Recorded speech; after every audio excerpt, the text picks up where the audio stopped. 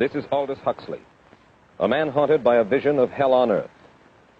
A searing social critic, Mr. Huxley, 27 years ago, wrote Brave New World, a novel that predicted that someday the entire world would live under a frightful dictatorship. Today, Mr. Huxley says that his fictional world of horror is probably just around the corner for all of us. We'll find out why in a moment. The Mike Wallace Interview, presented by the American Broadcasting Company in association with the Fund for the Republic, brings you a special television series discussing the problems of survival and freedom in America. Good evening. I'm Mike Wallace. Tonight's guest, Aldous Huxley, is a man of letters, as disturbing as he is distinguished. Born in England, now a resident of California, Mr. Huxley has written some of the most electric novels and social criticism of this century. He's just finished a series of essays called Enemies of Freedom, in which he outlines and defines some of the threats to our freedom in the United States. And Mr. Huxley, right off the bat, let me ask you this. As you see it, who and what are the enemies of freedom here in the United States? Well, I don't think you can say who in the United States. I don't think there are any sinister persons deliberately trying to rob people of their freedom. But I do think, first of all, that there are a number of impersonal forces which are pushing in the direction of less and less freedom. And I also think that there are a number of technological devices which anybody who wishes to use can use to accelerate this process of going away from freedom, of imposing control. Well, what are these forces and these devices, Mr. Huxley? I should say that there are two main impersonal forces. The first of them is not exceedingly important in the United States at the present time, though very important in other countries. This is the force which in general terms can be called overpopulation, the mounting pressure of population pressing upon existing resources. This, of course, is an extraordinary thing. Something is happening which has never happened in the world's history before. I mean, let's just take a simple fact that between the time of the birth of Christ and the landing of the Mayflower, the population of the Earth doubled. It rose from 250 million to probably 500 million. Today, the population of the Earth is rising at such a rate that it will double in half a century. Well, why should overpopulation work to diminish our freedoms? Well, in a number of ways. I mean, the experts in the field, like Harrison Brown, for example, pointed out that in the underdeveloped countries, actually the standard of living is at present falling, that people have less to eat and less goods per capita than they had 50 years ago. And as the position of these countries, the economic position, becomes more and more precarious, obviously the central government has to take over more and more responsibility for keeping the ship of state on an even keel. And then, of course, you're likely to get social unrest under such conditions, with again an intervention of the central government. So that I think one sees here a pattern which seems to be pushing very strongly towards a totalitarian regime. And unfortunately, as in all these underdeveloped countries, the only highly organized political party is the Communist Party, it looks rather as though they will be the heirs to this unfortunate process, that they will step into the position of power. Well, then, ironically enough, one of the greatest forces against communism in the world, the Catholic Church, according to your thesis, would seem to be pushing us directly into the hands of the communists because they are against birth control. Well, I think this strange paradox probably is true. There is it's an extraordinary situation, actually. I mean, one has to look at it, of course, from a biological point of view. The whole essence of biological life on Earth is a question of balance, and what we have done is to practice death control in a most intensive manner without balancing this with the birth control at the other end. Consequently, the birth rates remain as high as they were, and death rates have fallen substantially. All right, then. So much for the time being, anyway, for overpopulation. Another force that is diminishing our freedoms. Well, another force which I think is very strongly operative in this country is the force of what may be called over-organization. As technology becomes more and more complicated, it becomes necessary to have more and more elaborate organizations, more hierarchical organizations. And incidentally, the advance of technology has been accompanied by an advance in the science of organization. It's now possible to make organizations on a larger scale than was ever possible before. And so that you have more and more people living their lives out as subordinates in these hierarchical systems controlled by bureaucracies, either the bureaucracies of big business or the bureaucracies of big government. Mm-hmm. Mm-hmm. Now, the devices that you were talking about, are there specific devices or methods of communication which diminish our freedoms in addition to overpopulation and over-organization? Well, there are certainly devices which can be used in this way.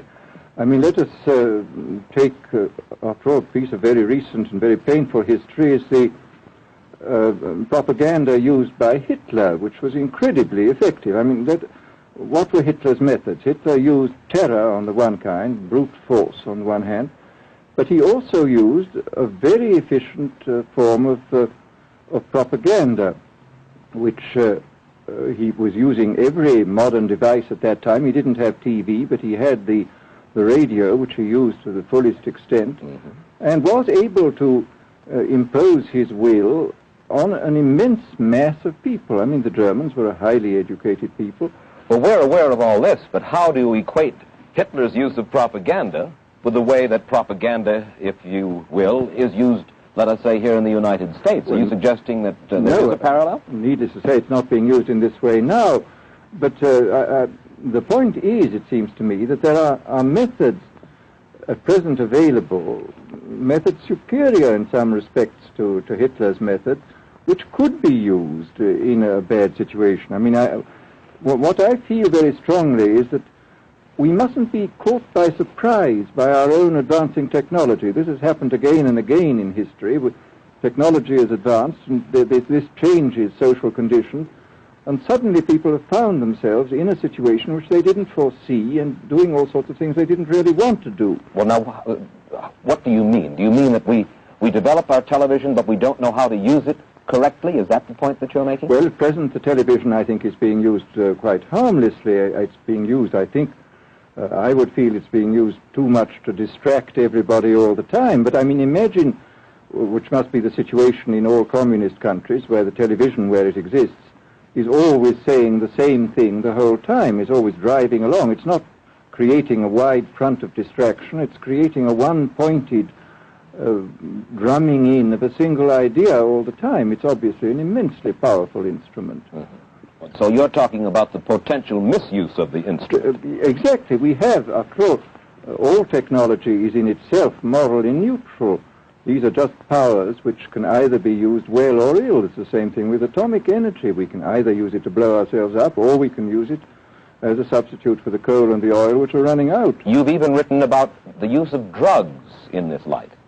Well, now, this is a very interesting subject. I mean, in this book that you mentioned, this book of mine, Brave New World, I postulated a substance called soma, which was a very versatile drug. It would make people feel happy in small doses. It would make them see visions in medium doses, and it would send them to sleep in large doses. Well, I don't think such a drug exists now, nor do I think it will ever exist, but we do have drugs which will do some of these things, and I think it's quite on the cards that we may have drugs which will profoundly change our mental states without doing us any harm. I mean, this is the pharmacological revolution which has taken place, that we have now powerful mind-changing drugs which, physiologically speaking, are almost costless. I mean, they are not like opium or like cocaine, which do change the state of mind, but leave terrible results physiologically and morally. Mr. Huxley, in your new essays, you state that these various enemies of freedom, are pushing us toward a real-life, brave new world, and you say that it's awaiting us just around the corner. First of all, can you detail for us what life in this brave new world which you fear so much, or what life might be like? Well, to start with, I think this kind of the dictatorship of the future, I think will be very unlike the dictatorships which we've been familiar with in the immediate past. I mean, take another book prophesying the future, which was a very remarkable book, George Orwell's 1984. Mm-hmm. Well, this book was written at the height of the Stalinist regime and just after the Hitler regime. And there he foresaw a dictatorship using entirely the methods of terror, the methods of physical violence. Now, I think what is going to happen in the future is the dictators will find, as the old saying goes, that you can do everything with bayonets except sit on them. That if you want to preserve your power indefinitely, you have to get the consent of the ruled. And this they will do partly by drugs, as I foresaw in Brave New World, partly by these new techniques of propaganda. They will do it by bypassing the sort of rational side of man and appealing to his subconscious and his deeper emotions and his physiology even, and so making him actually love his slavery. I mean, I think this is the danger, that actually people may be in some ways happy under the new regime, but they will be happy in a situation where they oughtn't to be happy. But let me ask you this. You're talking about a world that could take place within the confines of a totalitarian state. Let's become more immediate, more urgent about it. We believe, anyway, that we live in democracy here in the United States. Do you believe that this brave new world that you talk about could, let's say, in the next quarter century, the next century, could come here to our shores? I think it could. I mean, that's why I feel it's so extremely important here and now to start thinking about these problems, not to let ourselves be taken by surprise by the new advances in technology. I mean, for example, in regard to the use of the drugs, we know there's enough evidence now for us to be able, on the basis of this evidence and using a certain amount of creative imagination, to foresee the kind of uses which could be made by people of bad will with these things, and to attempt to forestall this. And in the same way, I think with these other methods of propaganda, we can foresee and we can do a good deal to forestall. I mean, after all, the price of freedom is eternal vigilance. You write in Enemies of Freedom, you write specifically about the United States. You say this, writing about American political campaigns. You say, all that is needed is money and a candidate who can be coached to look sincere. Political principles and plans for specific action have come to lose most of their importance. The personality of the candidate, the way he is projected by the advertising experts, are the things that really matter. Well, this is, during the last campaign, there was a great deal of this kind of statement by the advertising managers of the campaign parties, this idea that the candidates had to be merchandised as though they were soap or toothpaste, and that you had to depend entirely on the personality. I mean, the personality is important, but there are certainly people with an extremely amiable personality, particularly on TV, who might not necessarily be very good in positions of political trust. Well, do you feel that men like Eisenhower, Stevenson, Nixon, with knowledge of forethought, were trying to pull the wool over the eyes of the American public? No, but they were being advised by powerful advertising agencies who were making campaigns of a quite different kind from what had been made before. And I think we shall see probably all kinds of new devices coming into the picture. I mean, for example, this thing which got a good deal of publicity last autumn, subliminal projection. I mean, as it stands, this thing, I think, is of no menace to us at the moment. But I was talking the other day to one of the people who has done most experimental work in the psychological laboratory with this, who was saying precisely this, that it is not at the moment a danger, but once you've established a principle that something works, you can be absolutely sure that the technology of it is going to improve steadily. And his view of the subject was that, well, maybe they will use it to some extent in the 1960 campaign, but they will probably use it a good deal and much more effectively in the 1964 campaign, because this is the kind of rate at which technology advances. And we'll be persuaded to vote for a candidate that we do not know that we are being persuaded to vote for. Exactly. I mean, this is the rather alarming feature, that you're being persuaded below the level of choice and reason. In regard to advertising, which you mentioned just a little ago, in your writing, particularly in Enemies of Freedom, you attack Madison Avenue, which controls most of our television and radio advertising, newspaper advertising, and so forth. Why do you consistently attack the advertising agency? Well, no, I think that advertisement plays a very necessary role, but the danger, it seems to me, in a democracy is this. I mean, what does a democracy depend on? A democracy depends on the individual voter making an intelligent and rational choice for what he regards as his enlightened self-interest in any given circumstance.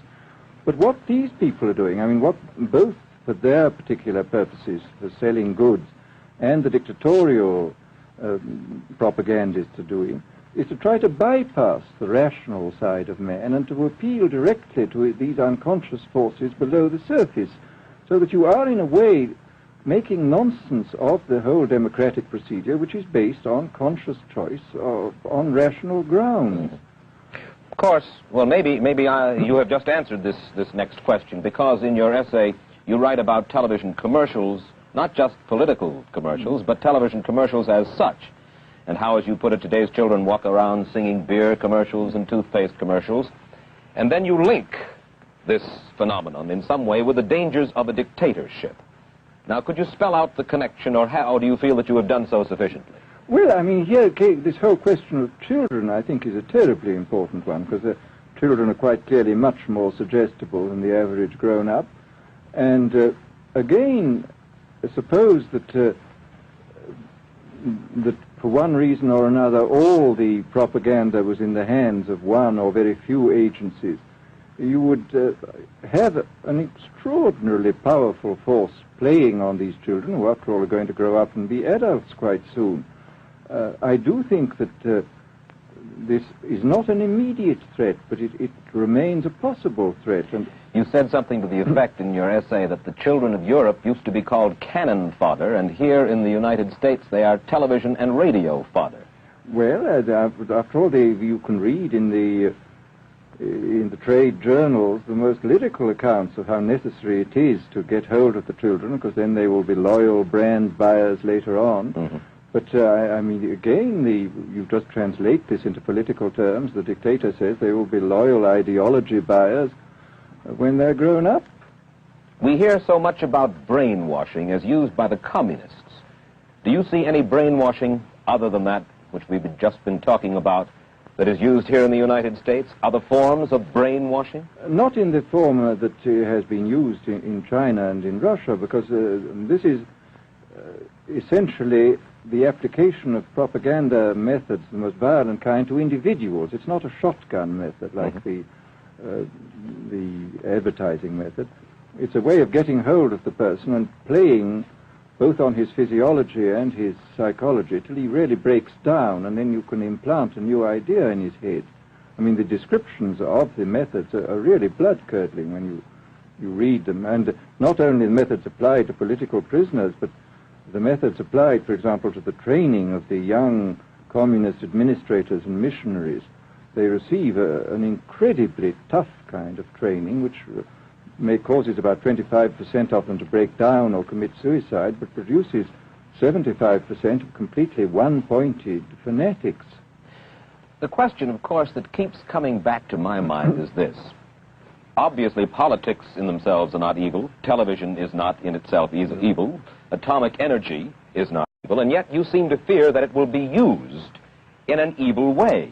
Why is it that the right people will not, in your estimation, use them?